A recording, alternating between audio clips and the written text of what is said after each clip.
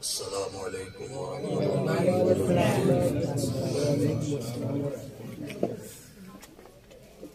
نحمده ونصلي ونسلم على حبيبه الكريم أما بعد فأعوذ بالله من الشيطان الرجيم بسم الله الرحمن الرحيم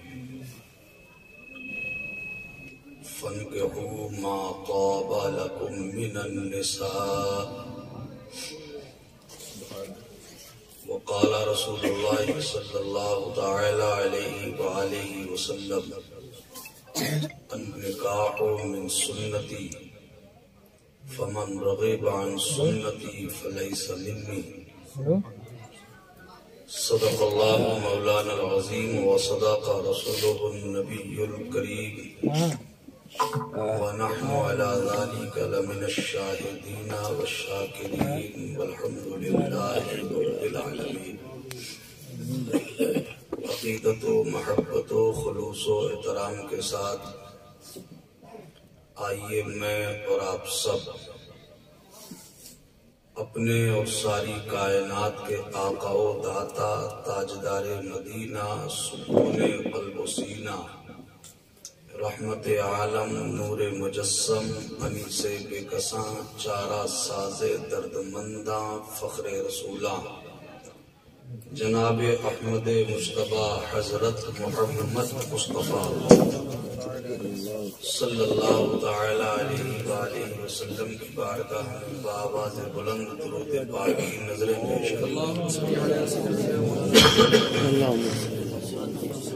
اللهم صل على سيدنا ومولانا محمد معدن الجود والكرم وآله الإكرام أجمعين صلاة وسلام عليك يا رسول الله صلى الله تعالى عليه وسلم. بیٹا اس کی لائٹ بند کر لو، اس کی لائٹ بند کر لو. بہت سخت سردی کا وقت ہے اور جنوری کی آج پہلی تاریخ ہو گئی. جنوری نے اپنا رخ دکھانا شروع کر دیا ہے.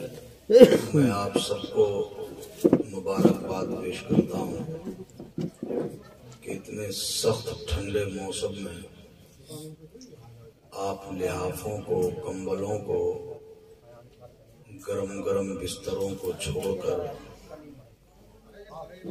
ایک راستے پر اللہ اور اس کے رسول کے ذکر کو سننے بیٹھ گئے. یہ بڑی عظمت کی بات ہے اور میں آپ کو بتاؤں یہ سب اللہ کی توفیق سے ہے. یہ جشن شادی ہے،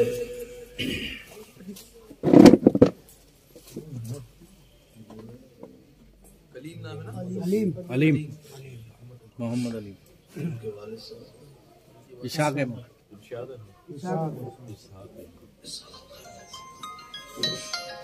عزت مآب علی جناب جی اسحاق احمد صاحب ہیلو کے صاحب علیم ہوگا، علیم سے محمد علیم کی صحرا بندی ہونے جا رہی ہے. اس سے پہلے اس جشن شادی کے حسین موقع پر ذکر خدا اور رسول کی محفل کو سجانا آج کے دور میں اور یہ سخت سردی کے وقت میں کسی جہاد سے کم نہیں ہے.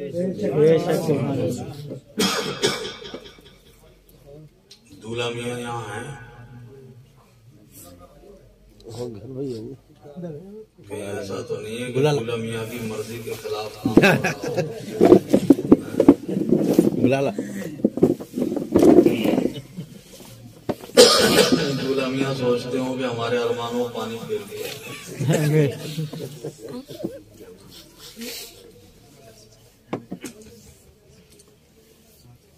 آپ کی بستی کی ایک ابھرتی ہوئی آواز محترم توفیق شاہدی صاحب نے بہت ہی اچھے لب و لہجے میں نعت رسول پاک صلی اللہ علیہ وسلم آپ کو سنائی، آپ کو محفوظ ہوئی۔ ایک بہت ذمہ دار شاعر اہل سنت محترم المقام حضرت مولانا حافظ و قاری محمد رفاقت حسین صاحب قبلہ تشریف فرما ہیں منبر شریف پر، وہیں آپ کی مسجد کے خطیب و امام صاحب الفضیلت پیکر اخلاص و محبت حضرت حافظ و قاری محمد صدیق احمد صاحب قبلہ دامت برکات العالیہ وہ تشریف فرما ہے۔ آپ نے ایک بڑی جامع بڑی مختصر تقریر سماعت کی حضرت علامہ مولانا شکیل احمد صاحب قبلہ سے۔ اللہ تعالی ہم سب کی حاضری کو اپنی بارگاہ میں قبول فرمائے۔ یہ سلمان صاحب کے بھائی کی شادی ہے۔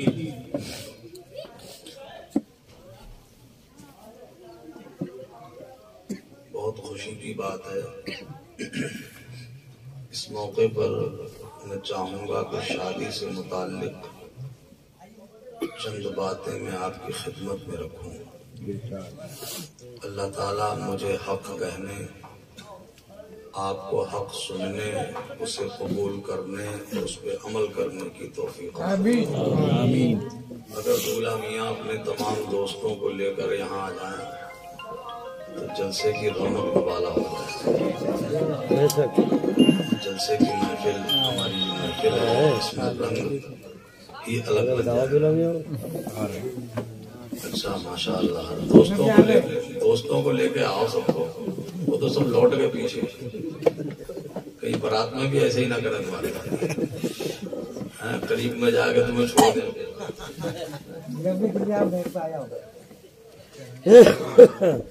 ماشاء اللہ، اللہ تعالیٰ اس شادی کو مبارک فرمائے آمین۔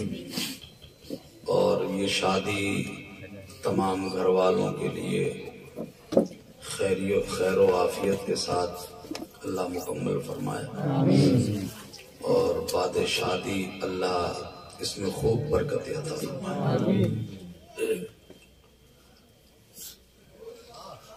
سرکار اعلیٰ حضرت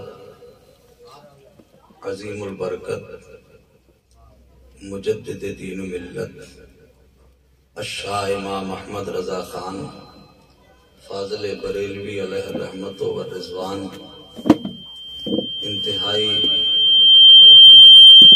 عشق و محبت کے ساتھ بارگاہ رسالت میں عرض کرتے ہیں یا رسول اللہ، وہ کمال حسن حضور ہے کہ گمان نقص جہاں نہیں،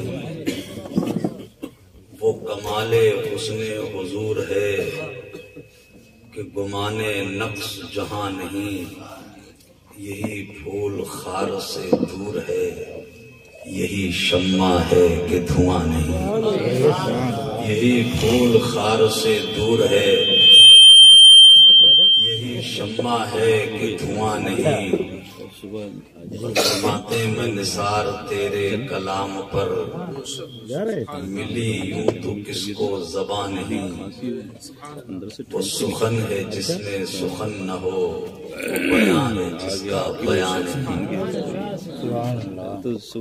اور تیرے آگے یوں ہے دبے لچے فصحاء عرب کے بڑے بڑے، کوئی جانے منہ میں زبان نہیں بلکہ جسم میں جان نہیں، کوئی جانے منہ میں زبان نہیں بلکہ جسم میں جان نہیں۔ اور اعلیٰ حضرت کہتے ہیں یا رسول اللہ، کروں تیرے نام پہ جاں فدا، نہ بس ایک جاں دو جہاں فدا، کروں تیرے نام پہ جاں فدا، نہ بس ایک جاں دو جہاں فدا، دو جہاں سے بھی نہیں جی بھرا، کروں کیا کروڑوں جہاں نہیں، دو جہاں سے بھی نہیں جی بھرا، کروں کیا کروڑوں جہاں نہیں۔ وہ فرماتے ہیں با خدا، خدا کا یہی ہے در، نہیں اور کوئی مفر مقر، جو وہاں سے ہو یہیں آ کے ہو، جو یہاں نہیں تو وہاں نہیں۔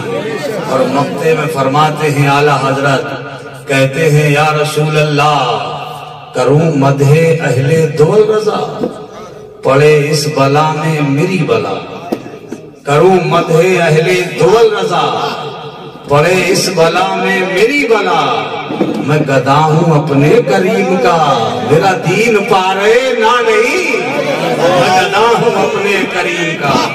نعرے تکبیر، نعرے رسالت، نعرے حیثیت، مسلک اعلیٰ حضرت حضرت علامہ حنیف القادری کوٹوی، نعرے تکبیر۔ ان کو دیکھ لیجیے، یہ سراپا نعرہ ہے۔ یہ محترم عمران صاحب نعرہ لگانے میں جواب نہیں ہے ان کو، مگر مجھے لگ رہا ہے کہ آپ لوگوں نے ابھی تک ان کو پہچانا نہیں ہے ٹھیک سے۔ آپ نے ان کے نعرے کا جواب نہیں دیا۔ لوگ ان کے نعرے کا جواب بھی دیتے ہیں اور ساتھ میں انہیں انعام بھی دیتے ہیں۔ اچھا، اس لیے لوگ زیادہ ہی پہچان رہے ہیں۔ یہ توفیق صاحب نے کو زیادہ ہی پہچان دیا۔ اللہ تعالیٰ ان کے نعرے کو قبول فرمائے، انہیں باضابطہ نعرے لگانے کی تاریخیں ملتی ہیں۔ اللہ تعالیٰ سب کو رزق دیتا ہے، اس کی رحمت کا کوئی ٹھکانہ نہیں۔ اتنا کریم ہے ہمارا پروردگار، کیسا رحمان و رحیم ہے ہمارا اللہ۔ لوگ سمجھتے ہیں کہ پتھر کے اندر ایک کیڑا ہوتا ہے، کوئی پتھر تک جانے والا راستہ بھی نہیں ہوتا، اس کیڑے تک پہنچنے والا پتھر میں راستہ بھی نہیں ہوتا، اللہ اسے رزق کیسے پہنچاتا ہے اس کے کرم کا کوئی ٹھکانہ۔ اللہ اکبر۔ مجھے یاد پڑتا ہے غالباً کسی اللہ کے پیغمبر نے اللہ کی بارگاہ میں عرض کیا تھا، میرے مالک وہ منظر تو دکھا دے کہ تو پتھر کے اندر ایک کیڑی کو بھی نہیں روزی دیتا ہے۔ اللہ نے فرمایا میرے پیغمبر پتھر کے قریب جاؤ۔ پتھر کے قریب گئے تو پتھر بیچ سے شک ہو گیا، اور جب شک ہوا تو دیکھا کہ اسی پتھر کے اندر ایک معمولی سا پودا ہے، اس کیڑے کے مطلب کا رزق اس پودے میں آتا ہے۔ ایک روایت میں نے پڑھی تھی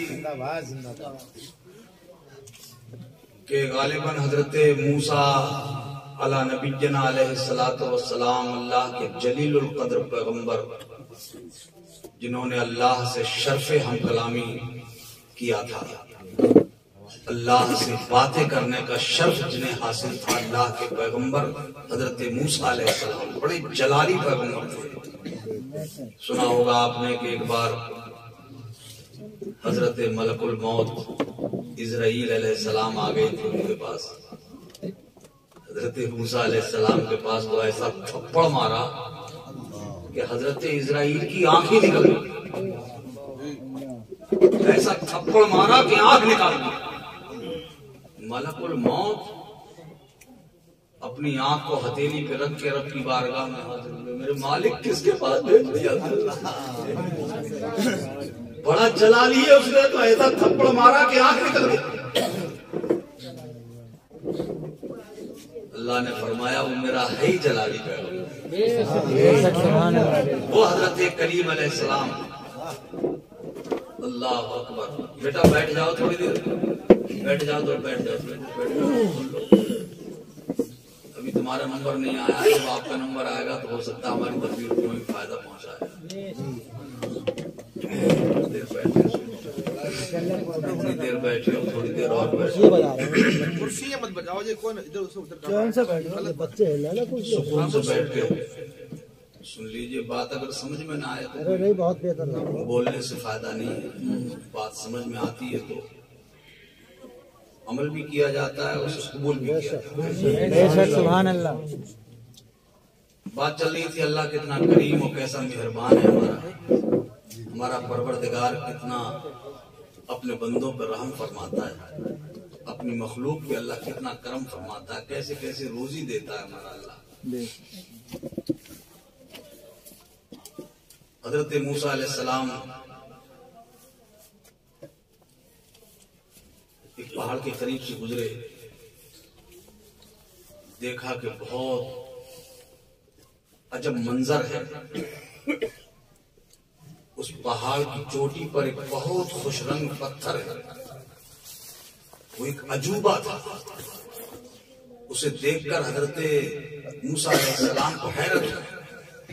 کہا پروردگار اتنی عجب شے بنائی ہے تم نے. اللہ نے فرمایا کلیم اس کے قریب جاؤ, اس سے بھی حیرت انگیز چیز دکھاتے ہیں تمہیں. حضرت موسیٰ علیہ السلام قریب گئے. پتھر جو بہت خوش رنگ تھا وہ بیچ سے شق ہوا. دیکھا کہ اس میں ایک نورانی بزرگ ہے جو اللہ کی عبادت کرتا ہے. ایک بزرگ ہے اس پتھر کے, وہ اللہ کی عبادت اور ریاضت میں مصروف ہے. حضرت موسیٰ علیہ السلام یہ دیکھ کر کے اور حیرت میں پڑ گئے. وہ جو طاعت الہی میں مصروف تھے بزرگ. اللہ آپ کی شادی کو مبارک فرمائے اور خاص طور سے آپ کے والدین کے لیے آپ کی شادی مبارک ہو جائے. ورنہ آج کے دور میں میں دیکھ رہا ہوں جہاں لڑکوں کی شادی کی اور ماں باپ پریشانی میں آ گئے. اتنے لوگ بیٹھے ہو, سچ بتانا ایمانداری سے, ان کے جتنے آج دوست ہو توفیق صاحب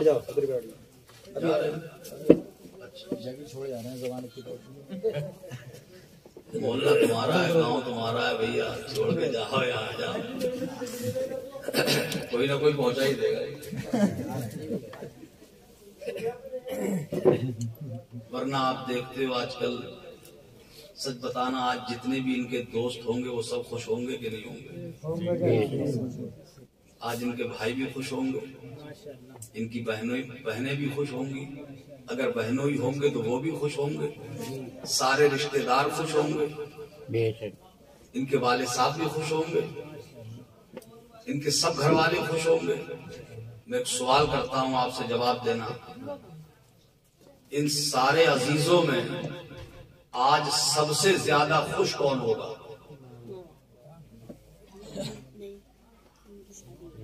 اتنے لوگوں میں جو آج سب سے زیادہ خوش ہو وہ کون ہو سکتا ہے؟ میں بتا دیتا ہوں, آج سب سے زیادہ خوش ان کی ماں ہوگی.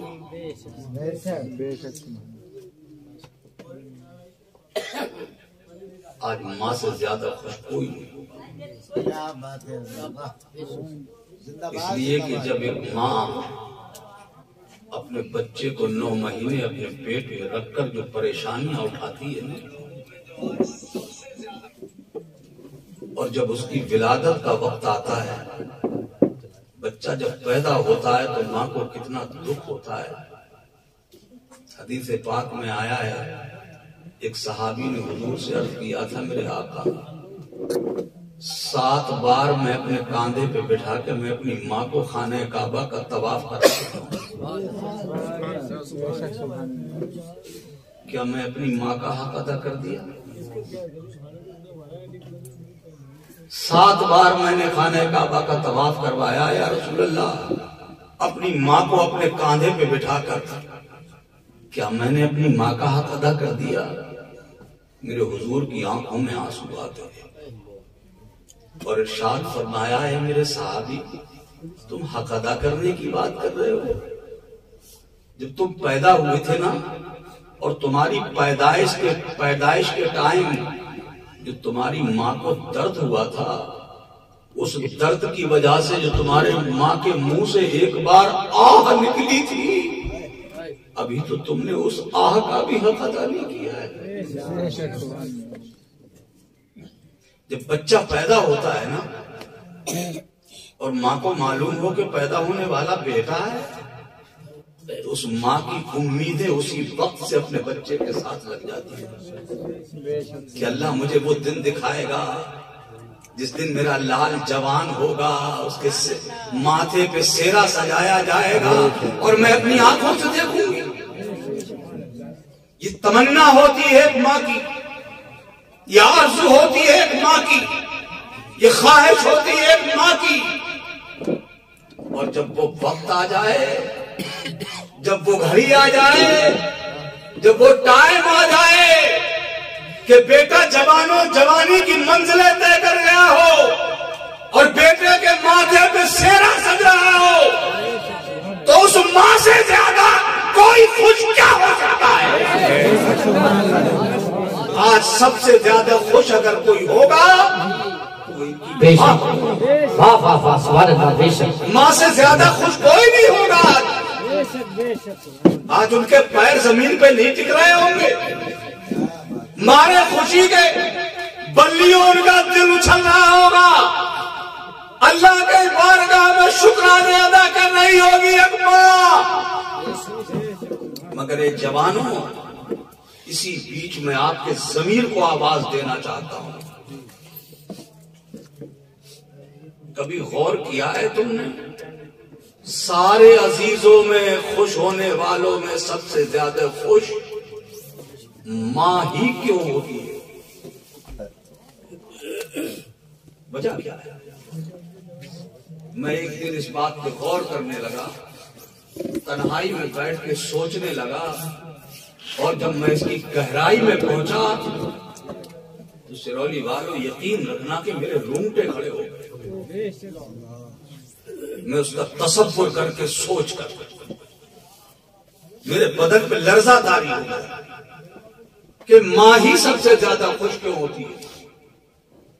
جانتے ہو، میں جو اس نتیجے پر پہنچنے کی میں نے کوشش کی تو نکل کے آیا کہ ماں سب سے زیادہ خوش اس لیے تو نہیں ہوتی کہیں کہ آج کے بعد جو ماں کی زندگی ہے، اس ماں کی زندگی میں جو بقیہ زندگی رہ گئی، اس میں جتنی خوشیاں ملنے والی تھی، کیا وہ ساری خوشی آج ہی تو نہیں مل گئی اسے؟ کہ خوش ہو لے جتنا خوش ہونا ہے تجھے، آج کے بعد تجھے خوشی نہیں ملے گی، آج کے بعد تجھے رونا ملے گا۔ تیرے چہرے سے آج کے بعد خوشی روٹ جائے گی، اس لیے کہ جس بیٹے کی خوشی میں تو آج سب سے زیادہ شاد ماں ہے، یہ بیٹا اپنی بیوی کے ساتھ مل کر اے ماں تیرے چہرے کی خوشی لوٹ لے گا۔ یہ بیٹا تیرا جس کے لیے تو خوش ہے، جس سے